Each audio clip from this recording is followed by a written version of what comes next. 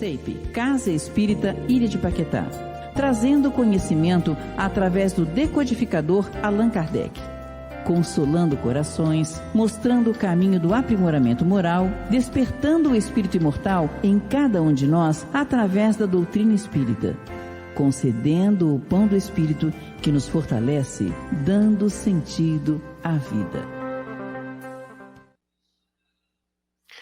Boa noite, mais uma vez estamos aqui nesta segunda-feira, à noitinha, né? 7 horas da noite, para estudarmos mais uma parábola de Jesus à luz da doutrina espírita. E hoje nos cabe estudarmos a parábola do fariseu e do publicano. E nosso querido irmão Marcos Juver trará para nós o estudo da noite de hoje. Mas, por enquanto, antes que eu passe a palavra para o Marquinhos, vamos fazer a nossa prece de abertura, né? Uma prece importante. Aquele que puder, tanto agora ao vivo ou posteriormente assistindo a gravação, mantenha aí um copo d'água próximo, para que a espiritualidade fluidifique essa água e que, ao término do nosso estudo, conforme a necessidade de cada um, os espíritos superiores fluidifiquem a água para que, ao bebermos, ela venha nos fazer bem, né? Tanto ao nosso corpo físico quanto ao nosso corpo espiritual, que é o mais importante. Então, vamos começar. Vamos fechar nossos olhos para facilitar a nossa concentração. Vamos elevar o nosso pensamento a Deus, nosso Pai Criador, a Jesus Cristo, nosso Mestre, modelo e guia, a toda a espiritualidade superior, ao mentor espiritual da nossa casa espírita, da nossa querida CEIP, bem como ao mentor espiritual do nosso companheiro Marquinhos, que ele seja intuído, que ele seja conduzido, amparado pela espiritualidade, e que nesse momento de comunhão nós possamos, principalmente o Marcos, que ele traga em seu pensamento tudo aquilo que ele estudou, tudo aquilo que ele preparou para a noite de hoje, venha de maneira clara e objetiva, para que nós possamos entender e fazer o máximo de proveito desses ensinamentos. Então, Senhor Jesus, mantenha uma falange de trabalhadores conosco, agora e sempre, graças a Deus. Então, com vocês, o Marcos Juver, direto dos Alpes do Rio de Janeiro, Teresópolis. Marquinhos, é com você, fique à vontade, a casa é sua. Olá, amigos do CEIP, essa casa que nós temos um grande carinho e estamos em débito, né, com a turma aí de Paquetá, porque depois da pandemia nós ainda não tivemos a oportunidade de descer a serra daqui de Teresópolis para poder fazer uma visita, né, presencial dessa casa que nós aprendemos a amar. E hoje, dando continuidade ao estudo das parábolas, onde todos nós estamos aprendendo muito, e venho acompanhando aqui as gravações, e recomendo também as gravações anteriores das mais de 30 parábolas de Jesus, que esta casa decidiu fazer uma boa reflexão sobre cada uma delas. Eu, portanto, recomendo o que eu estou fazendo. Vez ou outra eu vou lá, assisto a gravação, porque muitas vezes no horário determinado, como hoje, 19 horas, às vezes nós estamos fazendo estudos na Casa Espírita aqui de Teresópolis, estamos gravando ou fazendo palestras online. Mas é um aprendizado rico, muito rico, porque a doutrina espírita nos oferta essa possibilidade. Tantas vezes quanto você reler o material que você acha que já conhece, você vai ter uma surpresa quando perceber que sempre poderá agregar coisas novas. Essa é a maravilha da doutrina, e por isso que o Chico, nosso querido Chico Xavier, desencarnou com o evangelho de bolso na calça dele, lá no pijaminha dele, porque ele não deixava de ler o evangelho todos os dias. E ele dizia, sempre aprendo alguma coisa. Portanto, eu vou pedir ao Ricardo, que está aí nos bastidores, para levantar o nosso slide, o nosso material do PowerPoint, que aí está. Hoje o nosso tema será a parábola do fariseu e do publicano. Também uma parábola não muito conhecida por nós, cristãos como um todo, falando como um todo, porque, em geral, a gente só encontra esta parábola no Evangelho de Lucas. Ela só está no Evangelho de Lucas. É a parábola do fariseu e do publicano, também conhecido como a parábola do fariseu e o saduceu, coletor de impostos, né? E Jesus faz uma abordagem muito interessante, né? Ele contrasta um fariseu obcecado por sua própria virtude com um publicano saduceu que humildemente pede a Deus misericórdia.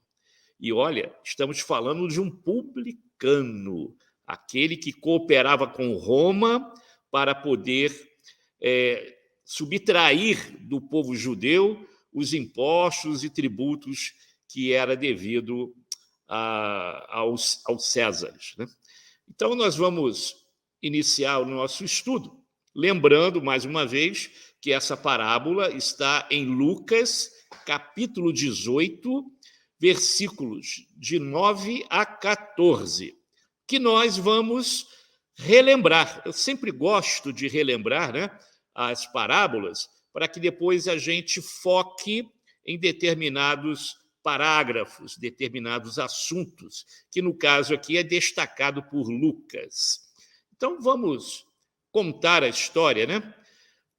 Começando assim, como vocês podem ver aí. E disse também esta parábola, Jesus, né, a uns que confiavam em si mesmos, crendo que eram justos e desprezavam os outros. 2 homens subiram ao templo a orar, um fariseu e o outro publicano. O fariseu, estando em pé, orava consigo desta maneira: ó Deus, graças te dou, porque não sou como os demais homens, roubadores, injustos e adúlteros, nem ainda como este publicano. E apontava, né, para o coletor de impostos que estava ao lado dele. Jejuo, continuou ele, né? Jejuo 2 vezes na semana e dou os dízimos de tudo quanto possuo. Aí tem a foto dele despejando o seu dízimo, né? Lá no local, né, onde era recolhido o dízimo do povo judeu. E ali do lado, o humilde publicano. Continua a história. O publicano, porém, estando em pé, de longe, nem ainda queria levantar os olhos ao céu, mas batia no peito, dizendo: ó Deus, tem misericórdia de mim, pecador. E a história finaliza quando Jesus diz o seguinte: digo-vos que este desceu justificado para a sua casa, e não aquele. Porque qualquer que a si mesmo se exalta, será humilhado, e qualquer que a si mesmo se humilha, será exaltado. Essa frase vocês lembraram, né? É nesta parábola que Lucas nos conta que aparece, né, esta frase de Jesus, muito conhecida por todos nós. porque qualquer que a si mesmo se exalta será humilhado, e qualquer que a si mesmo se humilha será exaltado. Meus irmãos, não há dificuldade alguma em interpretar esta parábola, ao contrário de outras, até um quanto difíceis para interpretar, se não fosse pela luz da doutrina, através da palavrinha mágica chamada reencarnação. Mas essa é bem simples. É bem simples. Jesus destaca de forma clara e objetiva essas duas figuras, uma soberba e outra humilde. E é sobre isso que nós vamos comentar nesses poucos minutos que nós temos para estudar esta parábola. Vamos lá. Primeiro, vamos fazer um corte histórico para entender quem era o fariseu, a figura, o personagem do fariseu que aparece nesta e outras demais parábolas de Jesus. Os fariseus, apenas para recordar, porque creio que todos já têm esse entendimento, apenas para recordar e fazer a construção aqui do nosso pensamento, né? Os fariseus consistiam em um partido religioso dos judeus, que era radicalmente conservador. Hoje a gente fala muito de doutrina fundamentalista, né? Os fundamentalistas daquela época eram os fariseus. Seus integrantes se orgulhavam por se acharem cumpridores da lei e das tradições judaicas. Isso é importante destacar. Em diversas ocasiões, Jesus confrontou e repreendeu representantes desse grupo pela religiosidade hipócrita, porque eles falavam uma coisa, mas faziam outras. Muitas histórias de Jesus condenando, né, essa postura hipócrita dos fariseus. Eles eram muito inteligentes, eles conheciam Moisés profundamente e o seu Pentateuco, inclusive o Levítico, que era o livro das leis judaicas. Sabiam de cor e salteado, mas não aplicavam. E possivelmente vocês já sacaram, e nós vamos falar isso mais à frente, que essa prece belíssima não deixa de ser uma prece belíssima. Era característica desse povo, do povo fariseu, um dos 7 povos, né, que constituíam a Palestina na época de Jesus. Era comum também que os fariseus fossem ao templo para orar, pela fama de piedosos que ostentavam. Eles gostavam de exibir sua condição de religiosos, fazendo orações em lugares públicos. Na hora de dar uma moeda ao necessitado, gente, eles faziam um circo. Eles faziam um circo.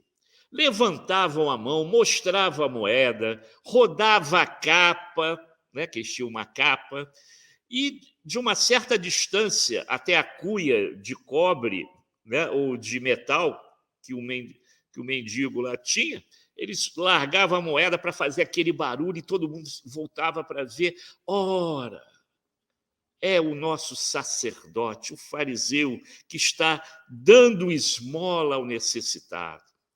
Pessoal, era um circo, sempre em lugares públicos, onde tinha muita gente, e uma coisa era verdade, eles tinham prazer de se exibir, tinham prazer de ostentar também, né?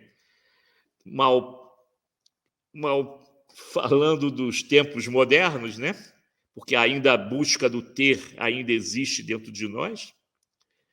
E hoje nós chegamos num estágio de materialismo, né? Que não basta ter, tem que ostentar, tem que mostrar que tem, né? Os fariseus eram assim, muito assim. Bom, e o outro lado, né? Esse é o comentário que nós estamos fazendo do publicano e do fariseu. E o publicano? Os publicanos formavam um grupo profissional da época de Jesus, que eram empregados dos romanos. Todos eles eram funcionários pagos pelos romanos. Eles exerciam a função de cobrar os impostos e taxas alfandegárias. Os publicanos, por isso, eram desprezados pelos demais judeus, especialmente pelos fariseus. E esse, em especial, era saduceu. O motivo disso é que eles eram considerados traidores e corruptos do povo de Moisés. Uma tática que Roma usava com frequência, e alguns devem lembrar dos livros de história, era o seguinte: quando Roma invadia um determinado local, eles guerreavam, claro, matava quem tinha que matar, até dizer, agora eu sou o dono disso daqui. E o que é que Roma fazia? Através dos seus comandantes, através dos seus cônsuls, ir de encontro com o rei daquela localidade, aquele que mandava naquela região. E ele chegava lá e negociava, dizendo o seguinte: veja bem, vocês agora são nossos escravos. Porém, eu sei que você era o rei dessa região. Vou fazer um acordo com vocês. Eu vou deixar você governar, comandar aqui a tua realeza. Em troca, você vai ter que me dar, eles faziam os cálculos exorbitantes de impostos, tributos, taxas que o povo derrotado tinha que dar a Roma. E, para isso, o rei local entrava em acordo com os comandantes, cônsuls, né, romanos, e começaram, então, a procurar esses coletores de impostos para facilitar o serviço do rei. E, tal qual nos dias de hoje, eles tinham metas a cumprir. Tinham muitas metas a cumprir. Tinham, sim, muitas metas a cumprir. E o que é que eles faziam? Roma dizia o seguinte: se você passar das metas que nós estamos dando a vocês, os limites, o mínimo que nós queremos, nós podemos negociar percentuais a mais para vocês. Ou seja, quase todo o publicano era um homem rico, porque ele cobrava para Roma e cobrava, às vezes, em excesso e com mais, vamos dizer assim, vontade, porque ele sabia que poderia levar esse dinheiro também consigo. Por isso que eles eram chamados, como está aí, de verdadeiros traidores e corruptos do povo judeu. Quase todos, 100% dos publicanos eram homens ricos e que ostentavam também essa riqueza. Diferentemente dos fariseus, os publicanos não andavam pelas sinagogas, até porque eles eram escorraçados de lá, né? Quando desejavam orar, eles procuravam a área externa do templo, a qual tinha acesso, né? Porque eles eram judeus, então nada poderia ser, tudo não poderia ser impedido a eles, eles tinham direito. E foi exatamente isso que fez o publicano na parábola de Jesus, nessa parábola em especial. Só que ele chega juntamente com um fariseu para orar nesse lado externo do templo. Muito bem. O que é que nós, pesquisando, analisando lá na internet, que esse material que eu vou trazer com fundo branco, vocês podem coletar também na internet, né? Então, o que é que eu achei lá?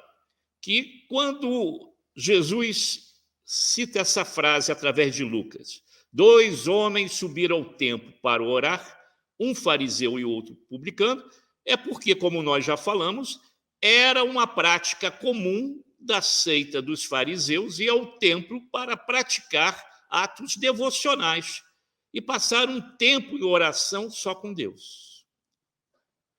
Já vimos aqui que o publicano também, só que na parte externa. O que mais nós descobrimos? Que a oração do fariseu foi feita da seguinte maneira, me acompanha aqui.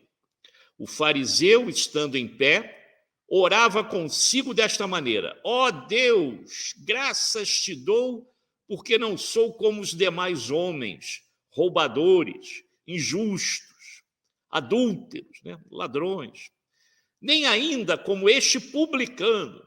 Eu jejuo 2 vezes na semana e dou os dízimos de tudo quanto possuo. O que é que nós vemos nessa oração dos fariseus? Realmente, os fariseus, como diz aí o texto, né, é um grupo religioso, fundamentalista, mas que gostava de aparecer.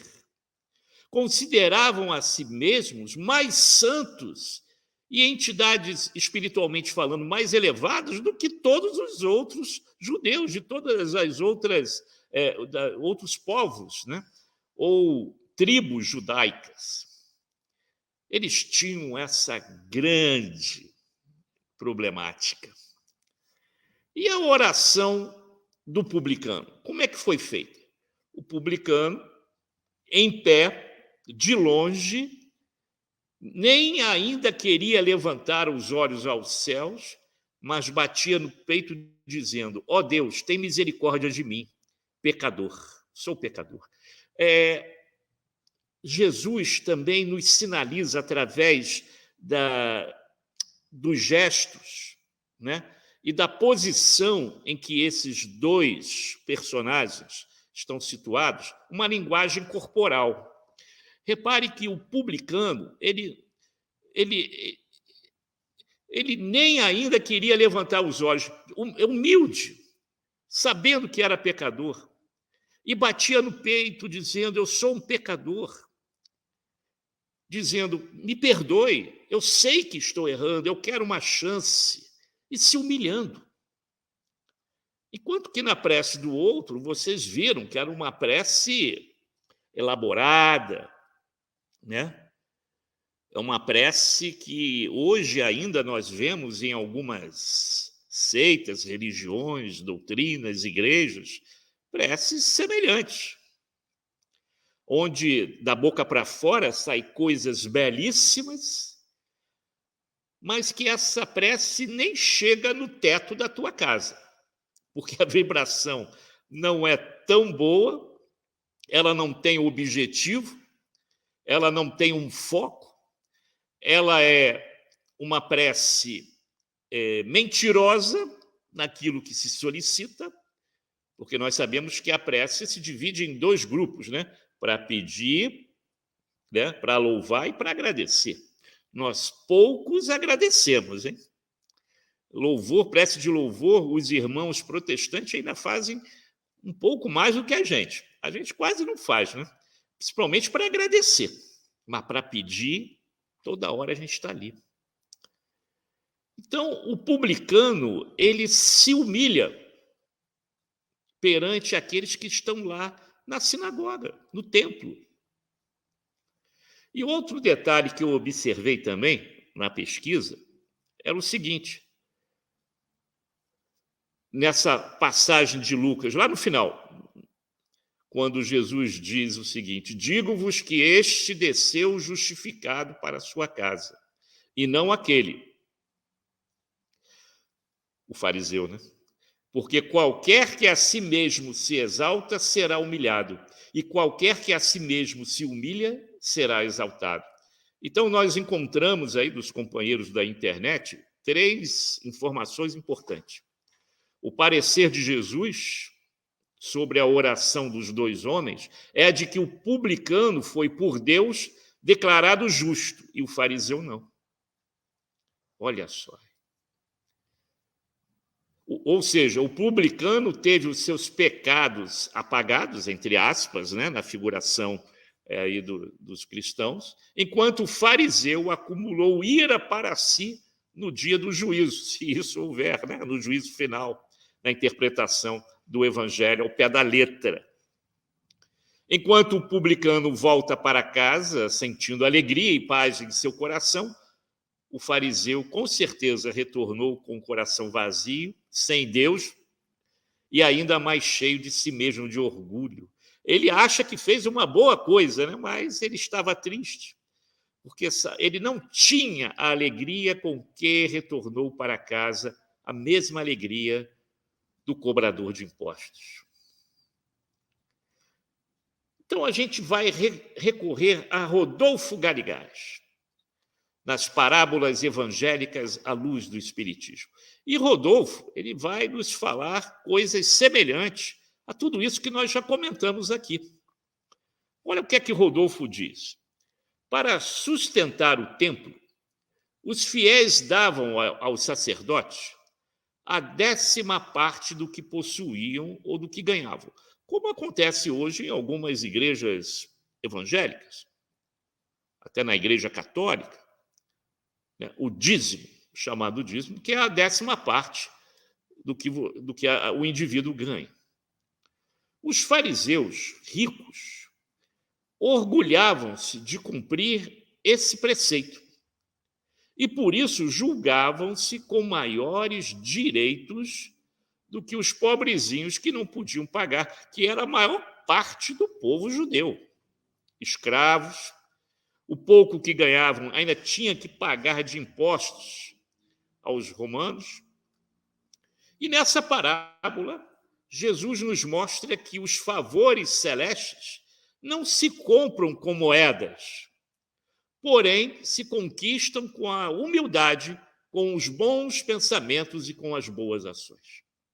Perfeito. Eu lembro agora o óbolo da viúva, né? Aquela cena que Jesus conta do óbolo da viúva, em que ela coloca ali poucas moedinhas, como se fossem centavos, né? Hoje, 3 moedinhas, como se fossem centavos, que não ia fazer diferença para o templo, mas para ela ia assim. Porque era tudo que ela tinha. Tudo que ela tinha estava naquelas moedas. E Jesus diz que, de todos aqueles que colaboraram com as doações para o templo, a que teve maior valor, espiritualmente falando, foi a da viúva. Ou seja, o que Rodolfo nos fala aqui é próprio, né? Não se compra, os favores celestes não se compram com moedas. Se vocês têm amigos católicos, se vocês forem ver a história da igreja, também vai encontrar isso, que na época do Império, na época em que os portugueses começaram a chegar ao Brasil e Estácio de Sá começou a ocupar hoje a região que é do Rio de Janeiro, né? Eles pagavam, naquela época, uma determinada fortuna para a igreja, para caso eles falecessem, a igreja fizesse tantas missas conforme o combinado em dinheiro que eles estavam dando ou doando à igreja. 1000 missas, 500 missas, 800 missas, porque eles achavam que dessa maneira estavam comprando um lugarzinho lá no céu. Durante a época da República também, época da Inconfidência Mineira, nessa época conflituosa, né, onde a igreja também tinha um certo poder de mando no Brasil, esse período aí, na época ainda do Império, alguns mais abastados, isso até no início do século XX, hein? Nós temos como provar isso através de determinadas igrejas, onde vocês veem que na parte da frente da igreja, onde tem o piso, né, você vê um piso diferenciado, com um cimento diferenciado, com alguns escritos. Ali eram enterrados os coronéis, os barões, as baronesas, né? Porque, estando enterrados pertinho da igreja, também tinha um caminho mais rápido de chegar ao céu. Só que isso não era de graça, né? E aqueles que tinham muito, muito mesmo, faziam o seu enterro, fazia que os seus restos mortais fossem colocados embaixo do local da mesa onde o padre realizava a sua missa dominical. Aí era mais dinheiro ainda. Então, Caibar Schutel, perdão, vai lá na frente, Caibar Schutel, lá na frente vai confirmar isso aí. Mas aqui Rodolfo Caligares afirma que Jesus nos mostra que os favores celestes não se compram com moedas, porém se conquistam com a humildade, com os bons pensamentos e com as boas ações. Rodolfo Caligares não para aí. Ele ainda nos adverte, falando o seguinte. Caibar Schutel, né? Parábolas e ensinos de Jesus. Ele praticamente vai falar aquilo que nós acabamos de entender pelo lápis do nosso querido Caligares. A seita farisaica era a mais prestigiada no tempo de Jesus, a mais influente, a mais dominadora, a que mais se salientava, a que mais era admirada por todos, pela inteligência dos seus adeptos, né? Dos seus sacerdotes, dos seus dirigentes. E por isso era a mais dominadora, a mais fanática. Os fariseus, entretanto, segundo Caibar Schutel, eram servis observadores das práticas exteriores, do culto, das cerimônias. Não deixava faltar nada, não erravam em nada. A religião para eles era uma aparência de virtudes. Preferiam sempre a letra da lei, que mata, ao espírito que vivifica. Eram, sim, hipócritas, inimigos encarniçados das inovações, cheios de orgulho e de excessivo amor ao domínio pelo qual eles tinham sobre a Palestina da época. Por isso que, quando eles ouvem de Jesus algo do tipo perdoe o teu inimigo, ofereça uma face quando a outra for esbofeteada. Perdoar o inimigo. Bem, aí como é que fica Moisés nessa história? Como é que fica Moisés? Como é que fica a lei mosaica do olho por olho, dente por dente? Não, esse cara tem que ser eliminado. Esse cara não entendeu Moisés. E Jesus veio trazer um Deus de amor, né? Porque esse Deus de Moisés era um Deus terrível, perseguidor, um Deus que mandava matar. E nas invasões dos exércitos judaicos, Deus dizia: eu não quero sobreviventes, eu quero que matem todos, não quero reféns. Que Deus é esse, pessoal? E chega Jesus falando que Deus é amor, de perdão, de fraternidade, e que nós somos irmãos. Esse cara veio para perturbar a lei de Moisés. Que negócio é esse? Então, eles tinham uma aversão especial também, além de Jesus Nazareno, aos publicanos, como nós já falamos, a quem eles consideravam gananciosos, traidores, né? E também porque inimigos do fisco, eles, né, os fariseus, tinham que pagar a estes os impostos que lhes cabiam na coleta. Aliás, os publicanos tinham até essa arma, né? Caso o fariseu não pagasse aquilo que lhe era devido, quase sempre uma boa quantia, eles poderiam ser entregues aos romanos. Por isso que eles chamavam de traidores, né? E que mais diz Caivar Schutter? De maneira que os publicanos eram, para os fariseus, homens desprezíveis da baixa sociedade, e, portanto, cheios de mazelas, ladrões, injustos, adúlteros, tudo que vocês poderiam criticar de forma inferior, né, a moral do cidadão, eles falavam. Não só porque se curvavam, muitas vezes, às práticas dos sacerdotes fariseus, como também porque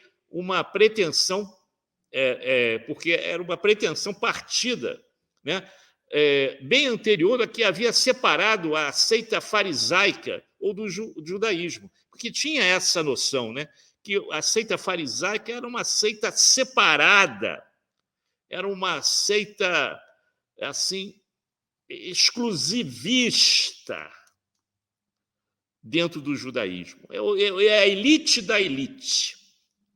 Quis o mestre mostrar que o orgulho de seita, o orgulho de classe, o orgulho de família, o orgulho pessoal é mais prejudicial à salvação do que mesmo o publicanismo, como concebia os fariseus. Então, Jesus, nessa parábola, de uma maneira bem delicada, como ele fazia em suas parábolas, sempre usando personagens verdadeiros, né? Essa é a característica da parábola, né? Usar seres humanos, né? Situações, cidades que existem, né? Fatos reais, né? Então, ele fazia essa analogia, principalmente ao afirmar nas entrelinhas que o orgulho é um dragão devorador, que destrói todas as qualidades do espírito. E o orgulho, a gente sabe, né? Vem pertinho, vem colado, vem tudo junto. A inveja e o egoísmo. Está tudo junto ali, no mesmo pacote, né? Orgulho, inveja, egoísmo. E conforme esse dragão vai crescendo, vai se alimentando, ele vai ficando mais voraz, a fome aumenta também, aí destrói as mínimas qualidades do espírito. Enquanto a humildade, ao olhar de Deus, nos eleva à dignidade dos justos. Por isso que a gente está reencarnando, pessoal. Por isso que a gente tem aqui uma nova existência, para tentar agora, nessa nova existência, que é a melhor de todas as encarnações, como a gente sempre diz, essa é a nossa melhor encarnação, até porque chegamos à casa espírita, né? Conhecemos a doutrina espírita, de usar isso ao nosso favor, para que possamos refletir nas oportunidades que estamos tendo e de forma humilde, tal qual esse publicano bater no peito e dizer: puxa vida, Jesus, Deus meu Pai, Criador, como eu errei, como eu falhei nesse período todo. Me dê agora a oportunidade de despertar.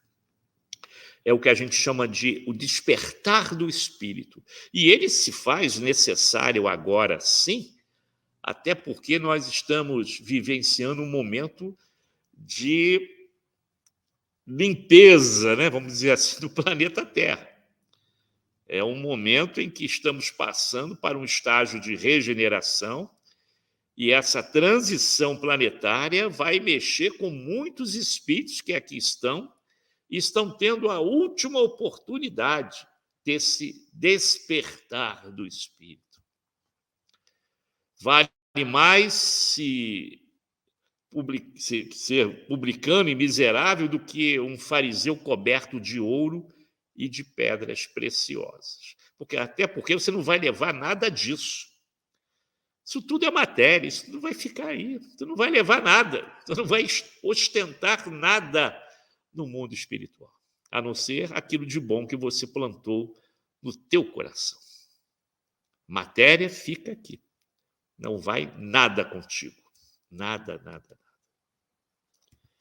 Isso é bom a gente realçar. E aí, já chegando no nosso finalzinho, tem um ponto importante a destacar aqui, que a gente gostaria de destacar, que também tirei da internet. Jesus nos deixa 4 lições importantes com essa parábola. Qual é a primeira?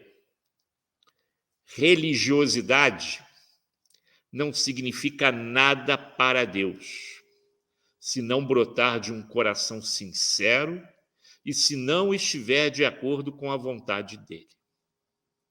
Até porque Jesus não tinha religião, pessoal. Vocês vão dizer, mas ele era judeu, ele amava Moisés. Amava Moisés. Ele amava Moisés. Mas ele não tinha religião, como nós concebemos. Religião é coisa do homem. É coisa do homem. São títulos, são cartazes, são denominações que nós criamos, forçando a barra, e muito, forçando a barra. Se Jesus tinha uma religião, essa religião era o amor. Era o amor. Todas as religiões, todas as denominações religiosas que existem na face da terra é de cunho do homem, inclusive doutrina espírita. Com a ajuda dos amigos espirituais, Kardec, o codificador, levanta essa lebre, né, colocando aí um neologismo chamado espiritismo. Neologismo criado por Kardec.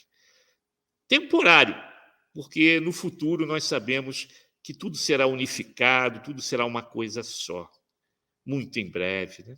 Poxa, já passou 2000 anos, né, de Jesus até aqui, mais 2000 anos para que a gente possa chegar no estágio, quem sabe, de felicidade, que é o outro estágio que a Terra vai atingir depois de regeneração.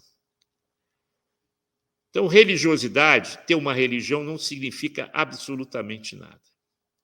O importante é aquilo que você traz no coração. Por isso que a gente ouve aqui mesmo, eu já ouvi aqui no SEIP, né, que a gente conhece aí muito ateu que faz mais caridade do que muito religioso, muito cristão, que se intitula católico, protestante, espírita, espiritualista, etc. O segundo item, segunda lição importante, o orgulho acaba com a nossa vida espiritual. Veja o que aconteceu com o fariseu. Aí você diz, poxa vida, mas o cara era instruído, preservando as comparações, né? Separando aí e colocando em xeque aí os momentos de hoje com daquela época, né? Levando em consideração os estágios de evolução intelectual e moral com a que a gente está hoje, com a daquela época, o povo fariseu era muito inteligente, acima dos padrões judaicos. Por que eles eram assim? Trazendo para hoje, porque os intelectuais fazem o que fazem em relação à verdadeira vida, a vida espiritual, querendo negar, dizendo que dessa maneira, até com uma certa vaidade, um certo orgulho, que por ser ateu eu não acredito em Deus, porque eu sou inteligente, eu consigo provar tudo isso de uma outra maneira. Isso já tinha na época de Kardec, em 1857. Já existia isso na Academia Francesa. E o que é que a gente deduz disso aí? Dos exemplos que a gente percebe, que a gente lê, que a gente vê, que o orgulho acaba com a vida espiritual de qualquer um, a vaidade.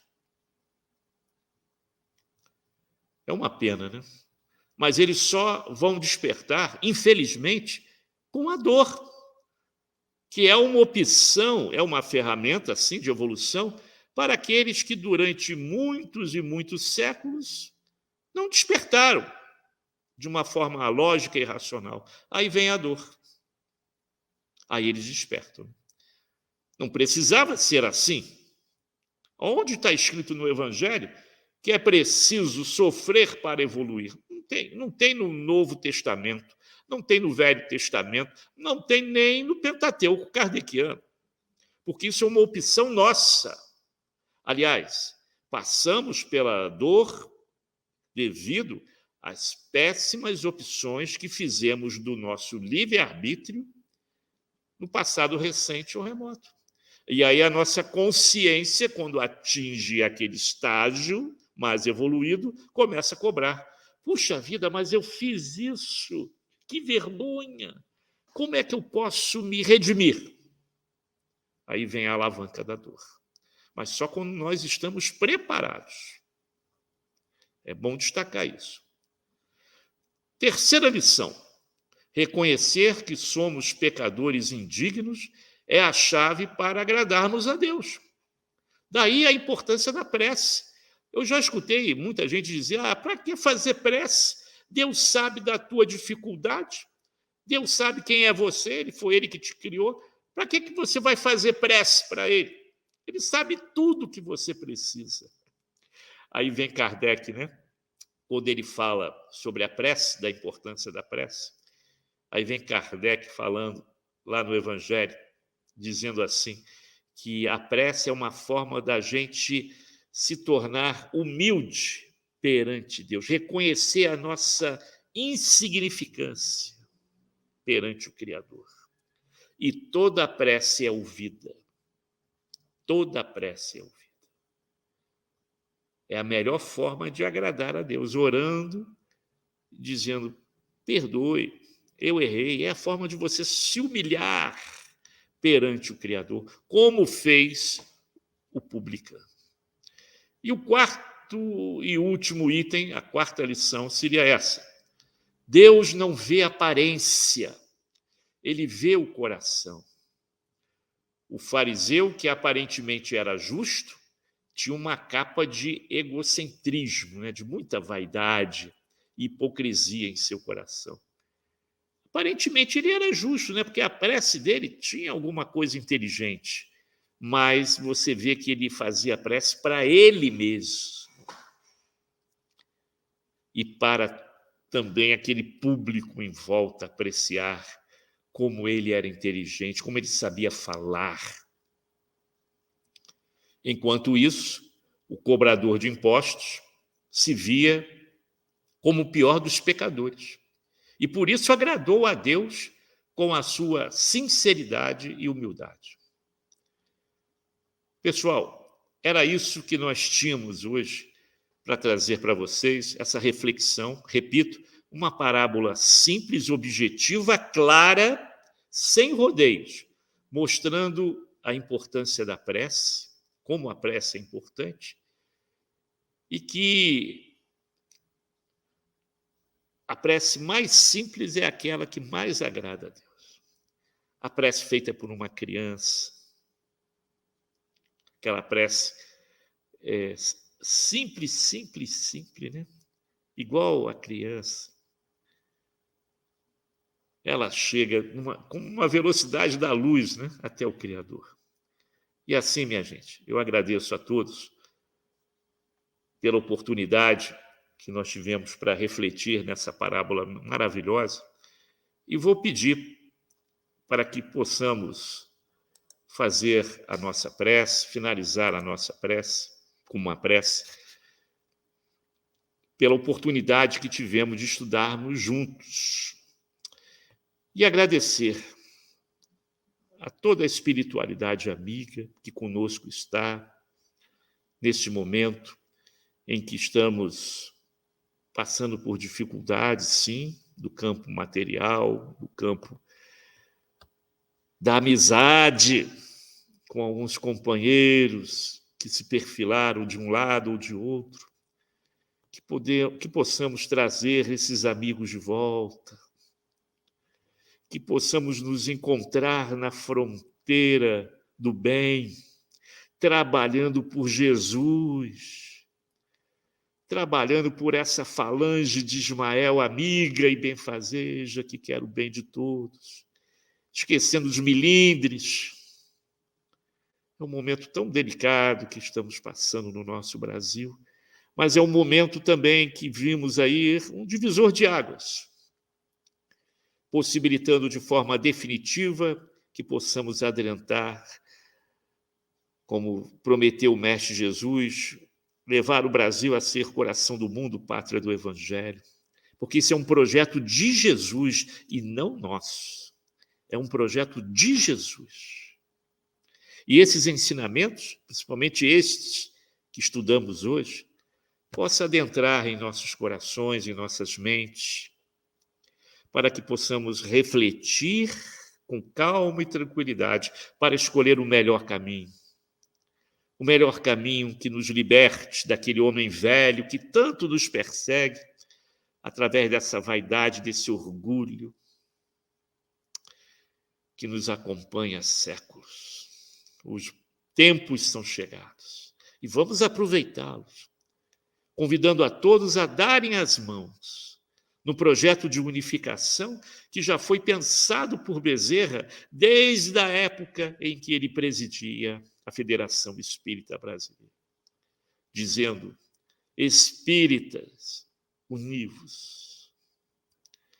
Que Jesus nos abençoe e que nos dê oportunidade de retornar a esta casa no futuro breve. Muita paz a todos. Obrigado.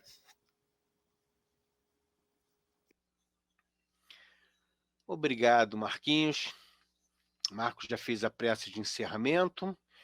Então, eu só tenho a agradecer a presença de todos e que tenhamos uma noite de paz, tranquilidade e harmonia. E quarta-feira próxima estamos aqui com o nosso querido irmão Éder Andrade, que ele falará sobre duelo, o livro dos espíritos que se retrata a parte de duelo, muito comum na época que Kardec fez a codificação na nossa doutrina, principalmente na Europa, né? Então, é interessante, o Éder traz para a gente que o duelo é nada mais, nada menos que um tipo de suicídio. Em alguns casos, era uma das maneiras que as pessoas se encontravam para se suicidar, né? Então, é isso aí. Boa noite a todos, fiquem todos com Deus. Mais uma vez, obrigado, Marcos. A Casa Espírita Ilha de Paquetá, CEIP, agradece a presença de todos. Deseja que tenhamos uma excelente noite de sono reparador, com descanso do corpo físico.